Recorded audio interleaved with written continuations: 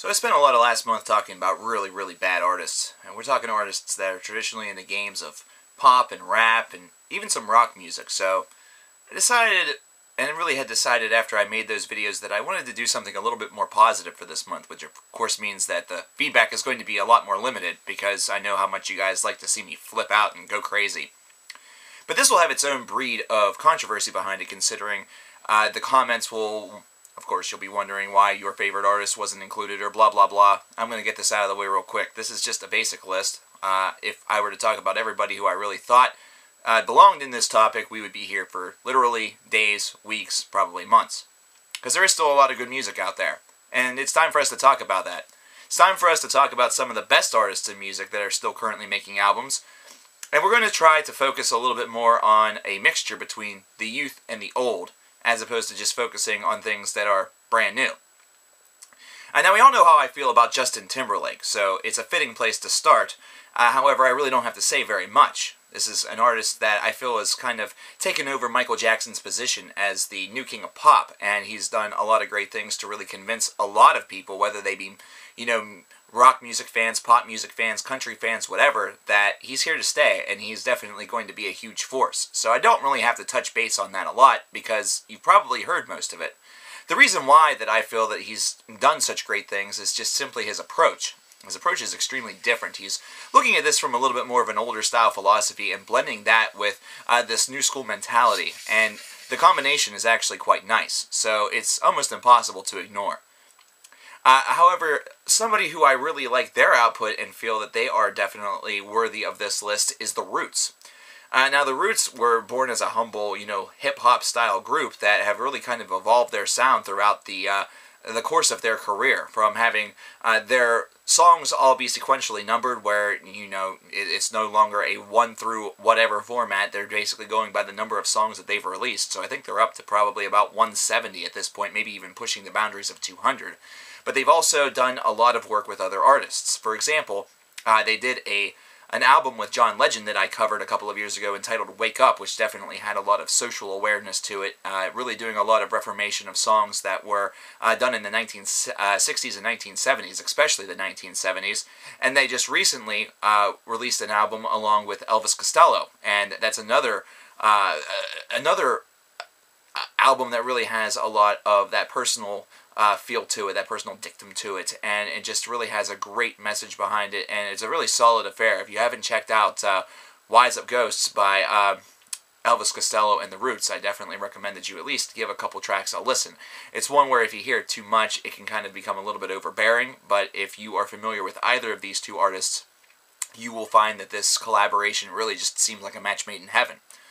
Speaking still along that same lines, let's push to Miguel. Miguel's a newer artist, somebody who is only 2 albums into his career, but Kaleidoscope Dream, his second album, was just absolutely stunning. It was this quick little affair that didn't even last about 40 minutes, and every song on this just feels like it has a real interesting vibe to it. It's almost like it's a revival of Prince-style weirdness that's, once again, blended with a new school attitude and technology to it, and it just has a really, really great feel to it, a really great vibe. At the past Grammys, he did a duet with Wiz Khalifa, and it actually went extremely well. It really sold me on this guy. I heard the album, and I really kind of instantly fell in love with it. However, it was after seeing this performance that I really felt that if he's able to continue to write the way that he has written on his first 2 records, then he really has the opportunity to take his stardom to the next level and become one of the next greats in the pop and rock department. And it might seem really weird that I'm talking about all of this. This is a non-metal list, so I should really be, it's going to be not one where I'm digging too deeply, but these are guys that really have a lot of potential and have really shown a lot of potential. Now, I'm not just here just to talk about pop music, because that's what I focused heavily on in the video beforehand, the worst artists, but I'm here to also talk about some people in the rock department as well. And a couple that really have been born and raised as independent music artists were Portugal the Man and Margot and the Nuclear So-and-Sos, both of which who are still making music and still making very meaningful music. And I really like how Portugal's repertoire has really expanded, principally because they've started to do some work with Danger Mouse, who is famous for works with the Black Keys and among other projects. However, with Margot, it's still very grassroots. It's still very, homely. There's still a lot of independent philosophy there. And this stuff's a little bit harder to find, especially the Margot and the Nuclear So-and-So stuff. That really took some digging for me just to get my hands on the entirety of their discography. But I love the tone and I love the vibe. I love the fact that even though some songs are somber and some are upbeat, it has that real indie attitude to it. There is definitely, at least in Margot's case, a sense of humor there with songs with titles such as Hello Vagina. And with Portugal, I just love the fact that they're able to blend that indie philosophy with some great straight-up rock music that just is absolutely killer. I did a album review for In the Mountain, in the Cloud, and I actually sadly missed the opportunity to review their new album, which I'm just kind of kicking myself for because I really enjoyed that. I just can't get enough of these guys. These guys are very, very good, and they have a lot of potential and a lot to offer the ears that are willing to listen to them. Now, I know I talked about some freaking country music. I talked about Taylor Swift. I talked about Pistol Annies. I talked about a whole freaking laundry list in the last video. So why don't we actually touch base on a country artist that I dig, and that's Hank Williams III. I think I like him principally because of his attitude. Sure, there's still some aspects on there that have a bit of a residual country effect.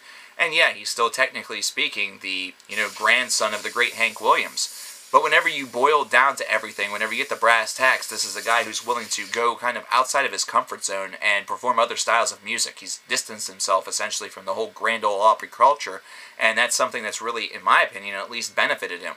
Sure, he doesn't have the backing of perhaps his more famous father or his extremely famous grandfather, but he doesn't really need that. Every family really needs that person that is kind of willing to take the family business and push the envelope a little bit and, explore some new ground. Kind of be the guy that, brings it all together. I have a feeling that, metalheads or rock music fans or hell, even rap fans that like Hank Williams III and listen to his work and give it a shot may actually find a couple things from that department that they enjoy. For example, Dwight Yoakam. I'm not a huge country guy, but Dwight Yoakam's stuff is actually pretty good, and I think it's because he has a lot of a rock philosophy to him. Even though the country music style of him is kind of irritating at times also, especially whenever you get a little bit more modern. The grunge revival is another thing that I am just huge on, and we're talking Soundgarden, we're talking Alice in Chains, and we're also going to be talking about Pearl Jam. Now, I won't get into Stone Temple Pilots yet, considering they too have come back, and they now have the vocal forces of Chester Bennington from Linkin Park to help them. That's just going to be a really interesting listen for me, which I really need to get to. However, I'm talking principally about Alice in Chains and Soundgarden because it's just so awesome to hear those voices once again, even though in the case of Alice in Chains, it isn't Lane Staley's voice, it's instead William Duvall's. I just feel as though that the chapters for these two bands were kind of, exited stage right a little bit, against their will. It's basically because grunge itself sort of died. The whole movement just sort of died, and there was so much, going on internally with drugs and other differences amongst these bands that it was almost just better off for them to fizzle and fade. But the fact that they're back is just fantastic. King Animal was a pretty solid release, but Alice in Chains right now is just the king of this revival.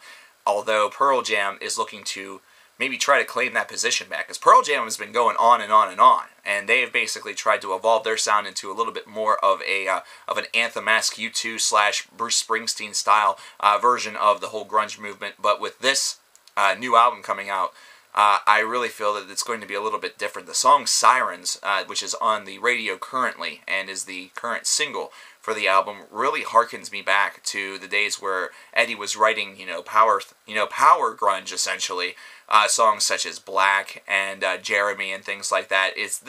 Sirens is basically, if you want to write a great rock song, this is a good way to really showcase all of that emotion and showcase all of that vision and really build a song properly, because this builds the emotion as the chorus intensifies. Dawes is the next band that's on the list here, and they kind of have this feel to me of like a Neil Young almost, a very kind of folky aspect to it, and it just really suits it and it really works. In fact, they just toured with Bob Dylan, which is quite the honor, and another man that we're probably going to talk about a little bit later on. Spoiler alert.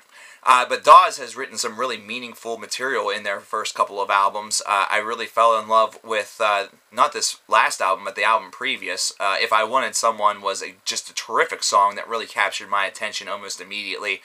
These are choruses that at times can be catchy, but for the most part are just driven by pure melody, and they're driven just by the absolute tone that it really delivers. And I really enjoy these guys. I really like these guys. They definitely are a band to check out. Now let's go into cousin rap. Uh-oh, why am I saying cousin rap? Well, that's because metal and rap are kind of a lot like cousins. I can make a whole video based around this, but I'm going to try to explain this with less than a minute, or in less than a minute. Well, think about it. Both of them kind of came and evolved from similar stylings, the blues being one of the most principal things. Of course, rap had the aid of hip-hop from the 1970s and a lot of funk from George Clinton, Parliament, Funkadelic, and things like that in order to get P-Funk and G-Funk going on and things like that, and to evolve from there, whereas metal evolved from the blues, it evolved from proto-metal, it evolved from rock music, and really, whenever you take a look at the two genres, they have tons of similar aspects. They have the fact that the underground tends to be where a lot of the great things are, a lot of the hidden gems. There are bands that have not just scratched the surface, but have come above the surface and been exceptionally successful. And both fan bases are rabid and diehard whenever you get down to it. Whenever you get down to the culture of rap fans that purchase the albums and the culture of metal fans that purchase the albums, we are almost identical with how ravenous that we can be, of how often we want to go out and grab the newest albums, order the albums, really support our artists. And that's something that, as I've said in previous videos, has been absent from rock music for quite some time and really needs a serious revival. Kendrick Lamar is the one that I'm going to mention here, principally because I've been high up on this guy for the past year and a half. I would also mention names such as Atmosphere, such as The Game, and even Macklemore and Ryan Lewis, you can throw that one in there too, because there's a lot of social awareness that is really thrust upon the rhymes. Everybody's going to know these guys because of Thrift Shop, but if you examine the rest of the album, there's some really, really nice little ditties in there as well. And really, Kendrick was able to do this all in a big, luscious storyteller format in Good Kid, Mad City. And he had an album before that entitled Section 80, which was just every bit as good. So, really, this is a guy that, even though you might be afraid to touch rap because you might think it damages your metal credibility, I would say do it, because it's interesting stuff. Now, yeah, of course, rap also gives us people such as Lil Wayne, and gives us people such as 2 Chainz, people that we can't exactly stand, that really have this social moray of just sucking, especially within this own channel, especially within my own 10 terrible artists list. However, that can really be said for any genre. It can be said about metal also, so that's something that's going to be ever-present everywhere, and that's something that's going to cause disillusion and dissent everywhere. And then we get to the ageless wonders, which we mentioned once before. Bob Dylan, Neil Young, Rush, you can throw in Yes if you want. These are the bands that just won't quit and keep on somehow making great music. Neil Young's Psychedelic Pill could easily be one of his best works. And he, of course, did it with Crazy Horse. Hell, they did an album called Americana, which was basically just a bunch of old American folk songs, including She'll Be Coming Around the Mountain, I believe, and just really gave them great, great makeovers. It's crazy what these older artists have been able to accomplish. They are just such dedicated and fantastic musicians. The Bob Dylan story is probably one of the most interesting stories that you can ever read on an artist that has been kind of at the forefront and basically hearkened as like the musical messiah for the past 40 or so years. Have you listened to Tempest yet from Bob Dylan? Damn, that thing is epic. That thing is freaking ridiculous. But you don't even have to go with just the most current albums in order to really showcase the grandiose appreciation that you can easily have for one of these artists. Simply put, these careers are very, very hard to touch. They might have some dull moments in there. They may have some pretty damn listless moments in there. But does that really matter? Doesn't every artist have a fluke, a flunk, something that just sucks?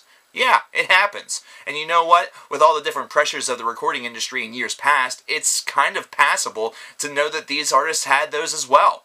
And plus, the only way that you can truly found something great is if you try it and have it kind of suck, and then have people realize, wait a second, this is kind of awesome.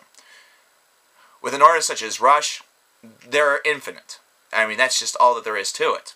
Whenever you consider where prog has come from, whenever you consider how prog rock and prog metal has really evolved, and I know I was trying to avoid metal as much as I could, and I did my best, and really this is in the pop rock section of my store anyway, so who gives a shit?